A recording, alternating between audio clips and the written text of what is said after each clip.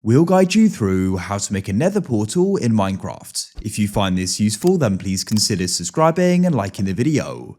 In order to get to the nether, you'll need one, so we'll guide you through this. To go and get started, you need to go and find lava. You can find this while caving, or you can just go and find it above ground. Now, what we need to do is go and convert this to obsidian. To do that, we need water. What's super key is the water goes on the lava. What I like to do is go and place a block just next to it, and then place the water on it.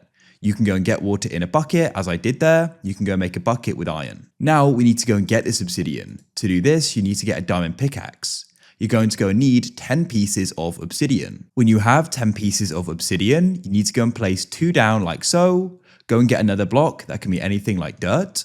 On either side, you need to stack up 3 pieces of obsidian like so. At the top, go and place another substitute block, and then place 2 pieces of obsidian across. You now have the portal, and to go and activate it, get flint and steel. You can make this by putting flint and iron together, and then right click in it, and you've got yourself the portal, and you can get to the nether.